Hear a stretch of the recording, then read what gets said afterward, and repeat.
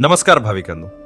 अधिक मास महात्म्य कथेच्या 6व्या अध्यायात आपण ऐकले की एका विजू पाहणाऱ्या दिव्याची वात सरळ केल्यामुळे एका मुक्या मांजराला कसा मोक्ष मिळाला. आजच्या या 7व्या अध्यायात आपण एक अशी कथा ऐकणार आहोत जी आपल्याला कर्माचा सर्वात मोठा सिद्धांत शिकवते.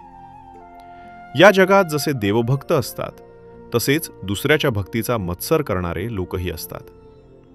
सुशीला नावाच्या एका साध्या श्रद्धाळू स्त्रीने जेव्हा अधिक मासाचे दीपव्रत सुरू केले तेव्हा तिच्या सौतीने म्हणजेच विमलेने मत्सरापोटी तिचे व्रत मोडण्याचा प्रयत्न केला.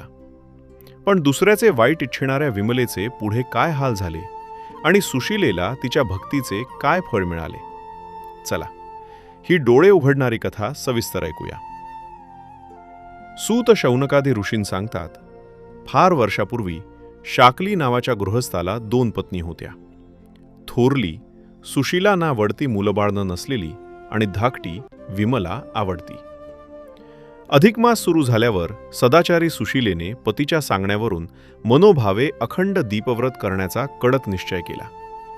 सुशीला रोज भक्तिभावाने चौरंगावर कलश आणि तुपाचा दिवा लावून प्रार्थना करू लागली.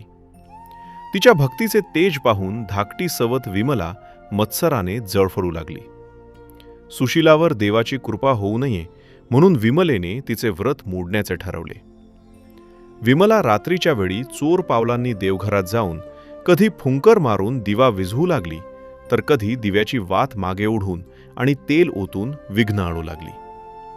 सुशीलेला सुरुवातीला वाटले की हे उंदरा मांजराचे काम आहे, पण नंतर तिला विमलेचा संशय आला. तरीही सुशीलेने भांडण न करता देवाकडे विमलेच्या क्षमेची प्रार्थना केली. अधिक मासाच्या सांगतेला सुशीलेने मनोभावे दीपदान केले, ज्यामुळे तिच्या आयुष्यात सुखवैभवाची बरसात झाली. मात्र देवाच्या कार्यात विघ्न आणणाऱ्या विमलेला तिच्या पापांची भयंकर शिक्षा मिळाली. ती आजारी पडली, तिची दृष्टी गेली आणि अत्यंत वेदनादायी अंत होऊन तिला नरकयातना भोगाव्या लागल्या. भाविकांनो, यावरून अधिक मासातील दीपपूजेचे महत्त्व तुमच्या लक्षात आलेच असेल.